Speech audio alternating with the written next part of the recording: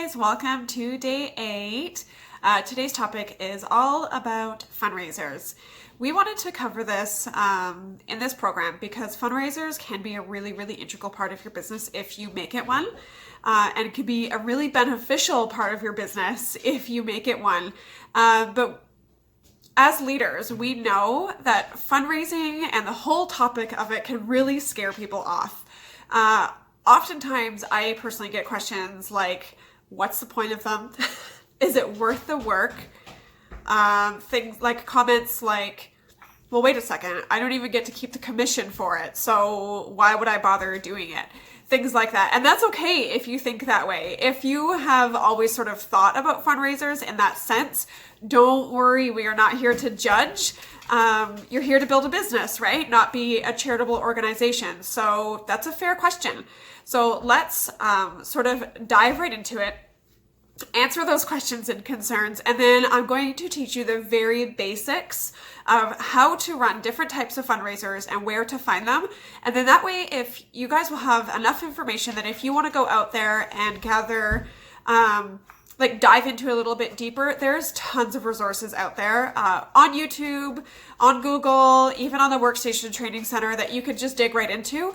But you should be able to walk away, sorry, I'm getting comfortable here. You should be able to walk away with enough information that you can go ahead and book fundraisers starting today. So that's my goal for you. So we're going to start with why. Why bother doing fundraisers and what can they do for your business? One sec.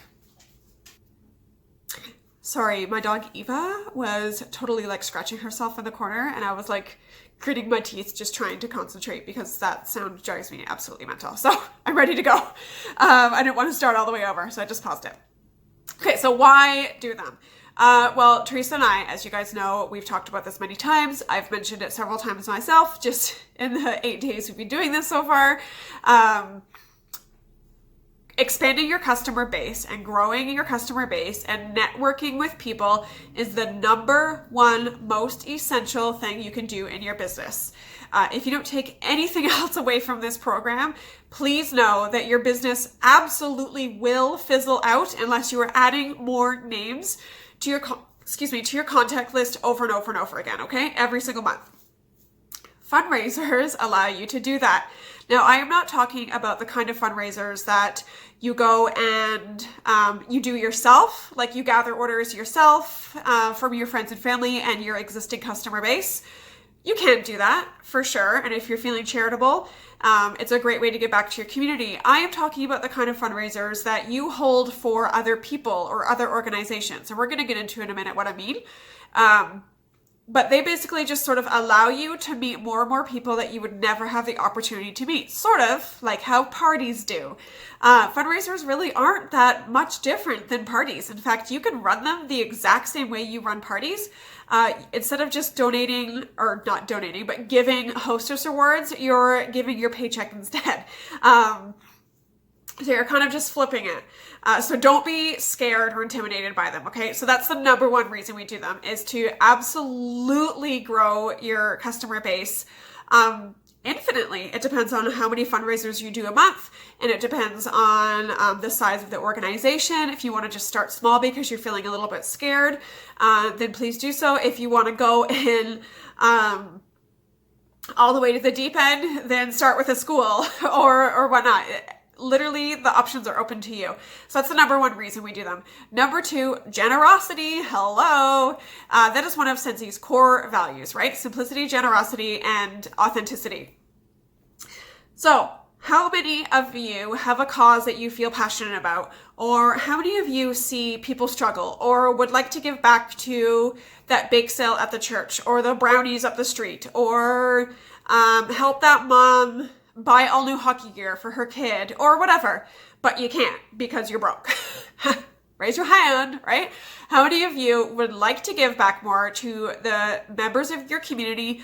However, your wallet is saying like, girlfriend, this allows you to do that. This allows you to give back through your business without ever reaching into your personal wallet. You are donating the funds, like your commission earned, from the fundraiser that like whatever the funds brought in from that fundraiser. So when I say you're donating your commission, it isn't your entire month's commission. You don't have to donate every single dollar you made that month. If you're selling 2,000 PRV and 1,500 of it came from your own sales and parties and things like that, you only donate the portion that came in from that fundraiser. So you're literally, your paycheck is not affected at all. All you're doing is giving whatever that fundraiser earned to the organization or to the family or to the individual. So it's not actually coming out of your pocket. It doesn't make a dent in your paycheck. You don't have to be scared for that. Another reason is to build stock. So as I mentioned a second ago, instead of giving the hostess awards from a party, for instance, you're giving your commission from that party instead, and you get to keep the hostess awards as the consultant. I'm going to talk about a couple different ways that you can use the hostess awards in certain styles of fundraisers. But for the traditional kind, and like I said, I'll talk about the different ways to do them, but the traditional kind, you get to keep those hostess awards. They are yours to use however you wish. So I recommend a little bit of a blend.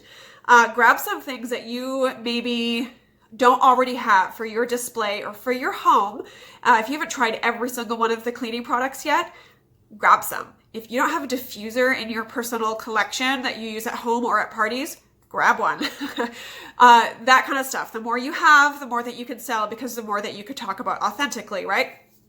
But you can also grab some easy to resell things that you can then go ahead and sell at events and fairs and shows and things like that, or even a personal open house that you can have. I know many of you booked one for this new season. That was part of your homework from day something ago, a few days ago. So build stock, that's another reason. And tax write-offs, woot! So as you grow your business and as you start bringing in the moolah, you're going to want more business expenses to go towards your income, because as you know, we don't pay tax on the income that we make, right? We're independent contractors. So come tax time, you want a whole bunch of business write-offs that you can then go against your income, so you're not paying as much taxes. Now, I'm not a CPA or anything like that. I'm not going to give financial advice. However, any of the supplies that you use to run the fundraiser, any costs that came out of your pocket, those are tax write-offs, as well as the donation itself. So if you donated $300 to an organization, you keep a record of that, and you don't, that's not income earned because you gave it away. So now we know why. Lots of different reasons why, right? Grow your customer base, expand that network, to be generous without digging into your own wallet, to build stock, and for some extra tax write-offs. There's a huge list of why you want to do them. So I hope you guys see it. I hope the wheels are turning. Now, how to run them and different ways to run them. There was one that I heard today or yesterday when I was watching different fundraising trainings to prepare for this, and it was she called it a pop-up event. Katie Farner on YouTube, she called it a pop-up event, which I thought was a really cute sort of term to use to describe that type of fundraiser. So literally just like someone would set up a pop-up and sell poppies or cookies or something outside of a shop, you could literally pop up a table and sell things yourself. So just make sure that one, you're not going against any bylaws, and two, that it's not at a retail location, because you can't sell stock at a retail location, right? So this pop-up event would be good for organizations or individuals who need the money right now. So you wouldn't just do it and sell stock and then just say that you're donating to the Humane Society. You want to organize a reason or a cause first. And typically, like I said, it wouldn't really apply so much to organizations. This would be best for families or individuals, things like that, smaller, more zeroed in causes. So you would sort of organize it with them first, maybe a week or two out, tell them to tell their friends, tell their friends, tell their friends where you're going to be, at what time and when, all that stuff, and then literally pop up and make it like a little mini vendor event. Like I said, just make sure it is not at a retail location, because we cannot sell cash and carry at any retail location. So no bakery, no bike shops. Literally, if they sell something there, it's a retail location. Okay, so stay away. But something that I often do, to be honest, not pop up, I just like that idea, so I wanted to make sure I said it, is at an event style. So you could actually go around, instead of waiting for them to excuse me, pop up into your life and to approach you about it, you can literally go around to different non-for-profits in your community and go see if they have ever considered doing a sort of fundraising vendor event. So something I do, got all blurry for a second. Something I do in my community is there's an organization that sort of helps young parents, and every year they do an open house, lets their board members come in, see their facilities, see where their money is going, and then they have a few different vendors set up, and we set up and we sell cash and carry, and then I donate my full commission, so 25% of my commission right then and there. I sell for cash only, which means that however much cash I made, say I made $100, I would literally just give them $25 right then and there, and then we're over. I don't have to worry about it. And it's just easy for them, easy for me, and it allows me to give back to them like right then and there. So different events. So think of like different needs in your community that might benefit from that. If your church has like bake sales or bazaars, that would be considered a fundraising event, right? If you're donating a certain portion of your commission, that's a fundraising event. It might look like a vendor event, but if you're giving back to a cause, that's a fundraiser. Another really popular one is the Scent Circle fundraiser. So hands up in the comments if you've ever heard of a Scent Circle fundraiser. You could do it with Scent Circles or literally any other sort of single product that we have. So I did a little bit of math for you guys. This is Canadian. But I mean, you could do it with like Scentsy Buddy Clips. You could do it with car bars. You could do it with hand soaps. There's so many different like little hand creams. But for the sake of simplicity here, I did some math just for the circles for you. So a 6-pack of circles, if you sold for $25, so that's $5 extra, you would have $2.40 left over from the cost of it, excuse me, with tax, right? So $20 is actually the cost of the 6-pack. Sorry, my dog's whining beside me. Lay down. She wants to go outside for no reason other than to bark at dogs, so she's not allowed. Lay down. Thank you. So $20 is the actual price for a 6-pack of Scent Circles, plus tax is $22.60, I think. So if you sold it for $25, you would actually have, and that's totally within compliance before I get random questions about that, you would have $2.40 left over. Now, if you add your commission from that, that's $4.95, totaling, I think, $7.35 or something like that. So if you even rounded it up even more to donate $7.50 per 6-pack of Scent Circles, that's just over 30% donation, I think, if I did the math right. Now, what you'll do to not lose 15 cents per order, and like 15 cents doesn't sound like a lot, but when you have, 100 or 200 or 300 6-packs being ordered, that could be $15, $30, $45 coming out of your pocket. We don't want that, right? So you could actually go ahead and use the Hostess Rewards to get some of those 6-packs for free and half price. That way the $750 donation you are giving is still completely givable,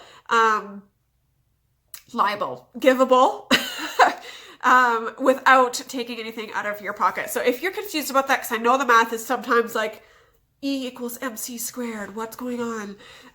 Don't worry, you can 100% come to me and ask me. I'd be happy to sort of go over it with you and mush about that.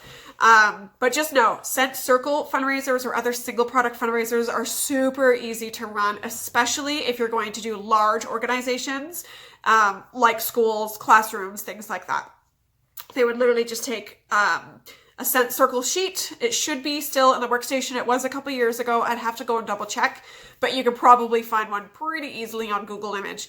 They would literally just take the Scent Circle sheet. There's only like 15 to 20 cents that they could choose from, so it's not all 85 like a crazy person, and they order by 6-packs. Super easy. Imagine things like when you're ordering magazines, they would just be the scents across the top, and they would just go ahead and like check which ones. and then straight $25. Like there's no crazy math or anything like that. Now, so we've talked about the pop-up or event style ones, the scent circle or single product style ones. You could do one online. You would literally run it just like an online party, which I'm not going to get into because you already learned about that. You could run it literally like an online party. You would have a hostess, but that hostess, instead of going for the free and half price stuff, she is hosting it for the commission earned, right? So instead of giving her the hostess awards, you would give her the commission earned from her party. And then you keep the hostess awards, right? We talked about that. Sorry, my throat's really dry today. You could do a traditional, which is the one I tend to do the most of, to be honest.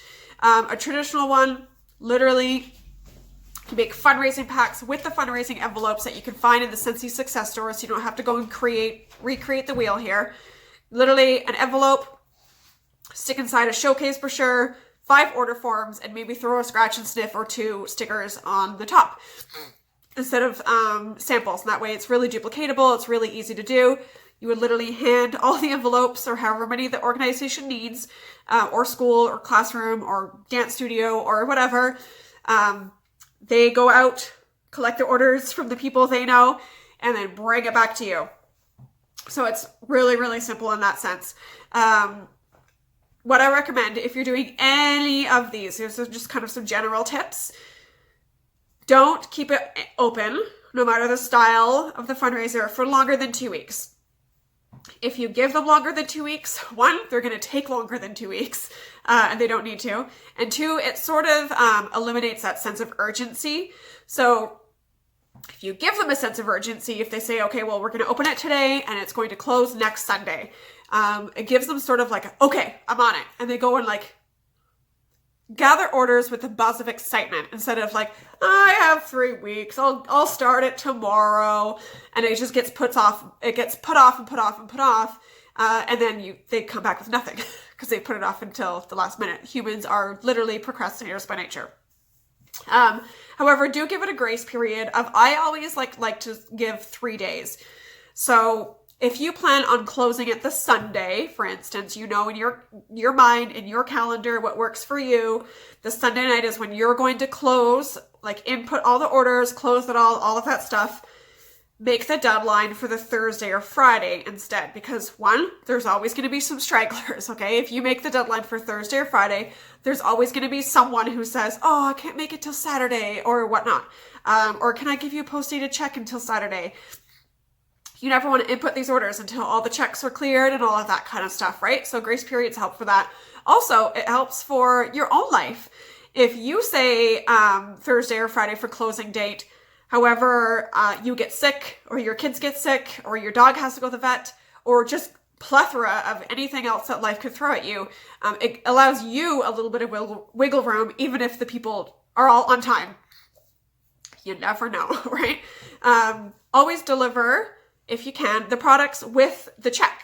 So if you're doing a traditional style fundraiser, you're inputting all these orders and you're donating $1,000. You can't do that probably until your Scentsy Pay comes in, right? We don't want to spend family money on Scentsy.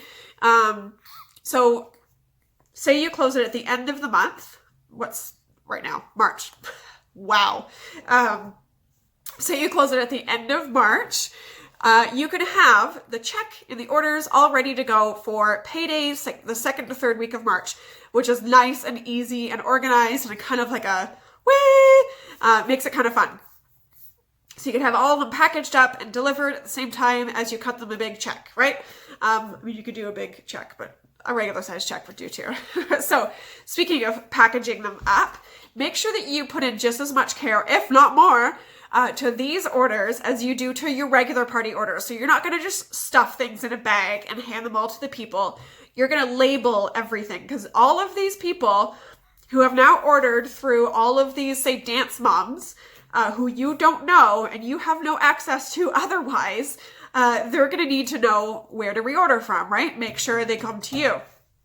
So everything has to be labeled. Every single thing. Light bulbs, scent circles, a freaking product list, whatever you're sending out has to have your name and contact information on it. Handwritten thank you cards, you guys, this is not negotiable. handwritten thank you cards include the amount the fundraiser raised. You can actually, if you order the fundraiser package from the Scentsy Success Store, it comes with the envelopes, comes with order forms, and comes with cute little fundraising thank you cards about this big. And it literally says, thank you for your support. You helped blank, or you helped us raise, I think it is. You helped us raise blank amount. We couldn't have done it without you, or something like that. If you don't get those thank you cards, not a problem. You could literally just write that into your handwritten ones. Handwritten stuff goes a long way, guys, okay? So, but make sure that you include those thank you cards. Sorry, my dog is still like licking herself and scratching herself over there, and I'm incredibly distracted right now.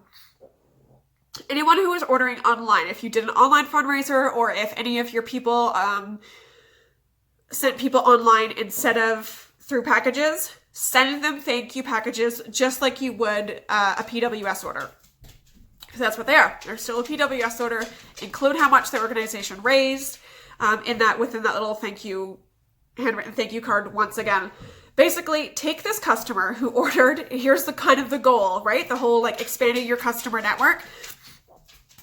Take the customer who ordered one time because of this organization, because of this cause, and turn them into a customer for life. That is your entire goal for every single customer.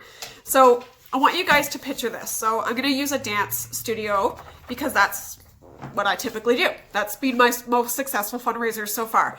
And we don't, just to be clear, we don't fundraise for the studio itself. We fundraise for the dance moms and dads, okay? Because dance is freaking expensive. So picture this, kind of like what we did with the party spiderweb a few days ago. The dance studio maybe has, let's say, 20 families that want to be involved in this fundraiser, right? And they're motivated because whatever sales they bring in would go directly to their account, not the studio, right? They would go to my account for my daughter. If I raise $100 in profits, that would go directly into my account. So I am motivated to go out there and sell my little booty off to all the people I know. So imagine you make 20 different packages, you send them out to the 20 different dance moms, right? They go out to the world, collect from the people they know, and then bring it back to you. So you're not just hitting those 20 people, you're hitting all of the people those 20 people know. Now, for a good visual, if you're a visual person, create that visual, create that spider web like you did for the home party. Draw yourself, draw 20 people around it, and then I get about 5 to 10 orders depending on how motivated the person is. Sometimes it's just themselves, but usually about, say, 5 is average.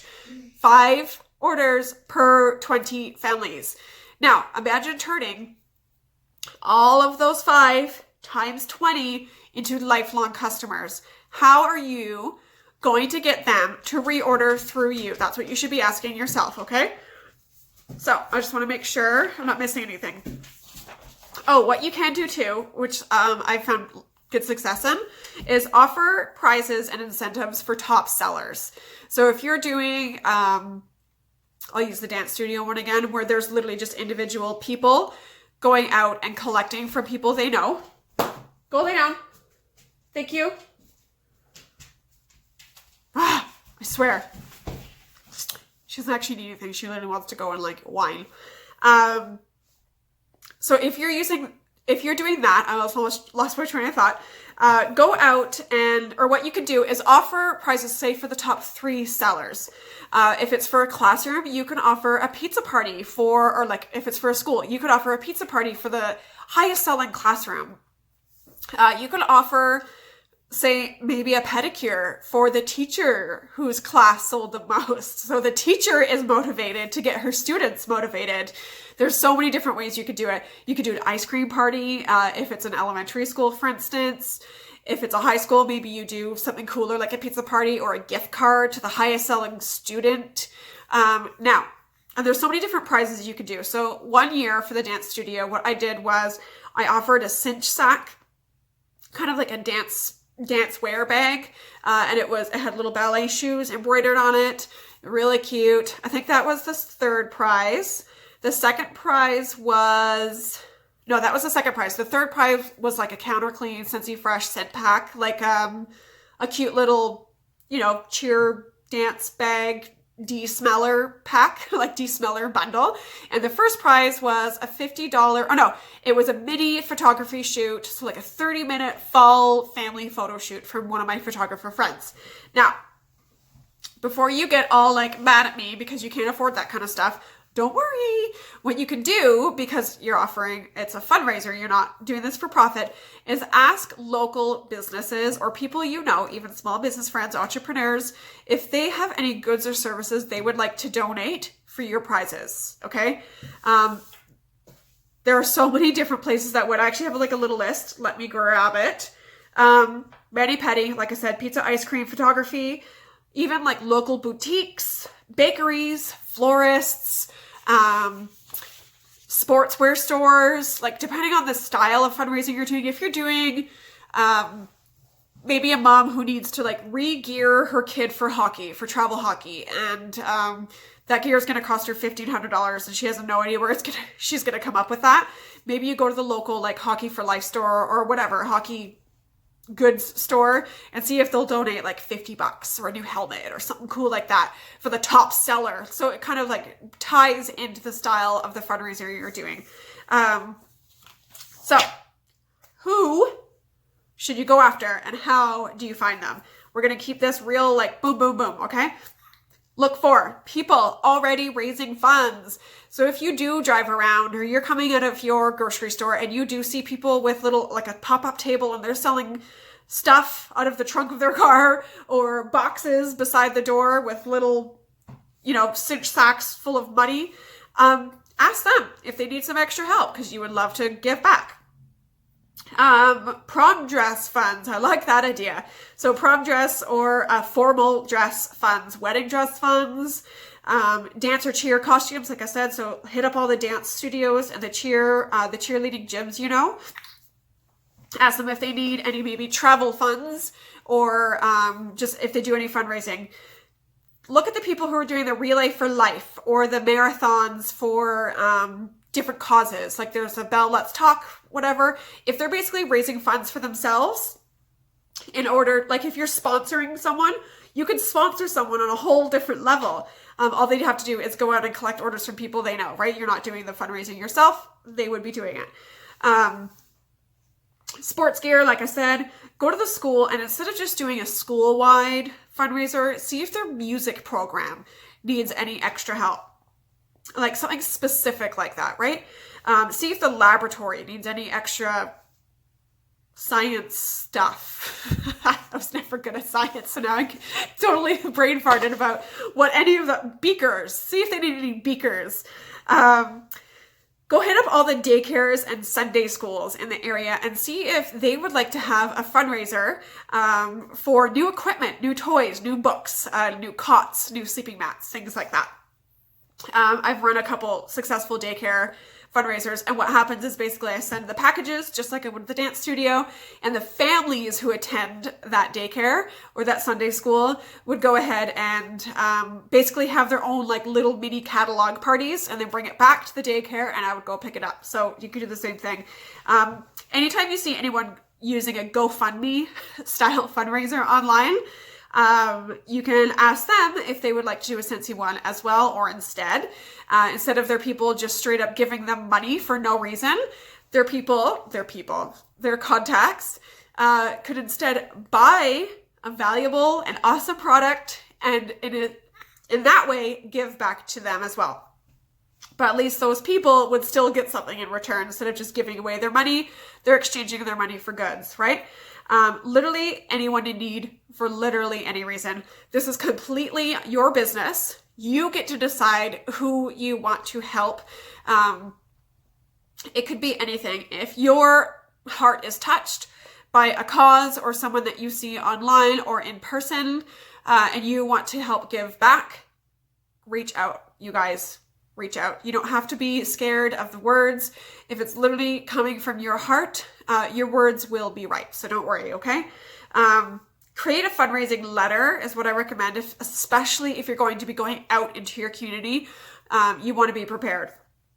create a fundraising letter, use Google to find examples. There's literally tons out there, you guys, and then edit it to make it your own. You could go into Word and make it your own. Copy and paste the bulk of it if you need to, but go ahead and insert things that make it personalized to you, okay?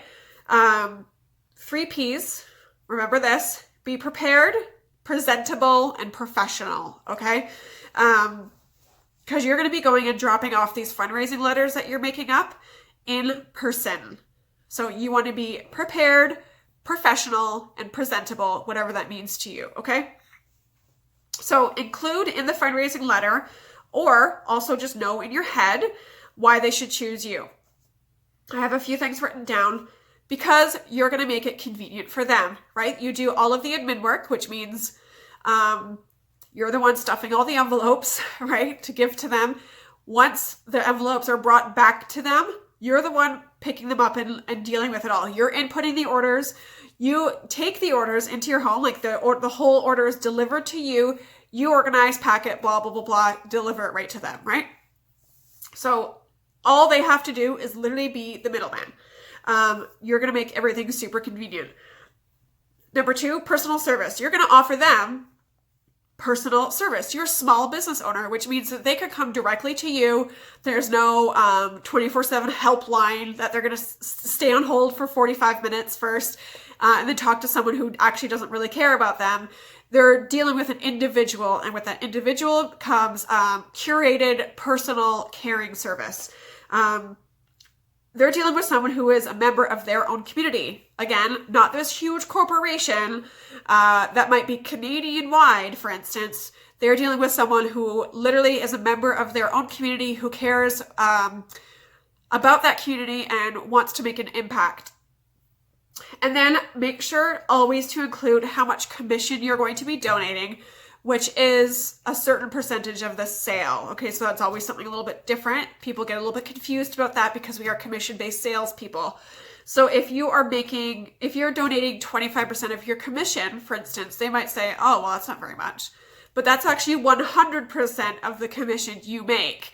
It's just 25% of the sale, which is 100% of your commission. So make sure that you're really clear on that you are donating your full commission, which is 25% of the sale. Now, disclaimer, it is completely up to you how much commission you donate.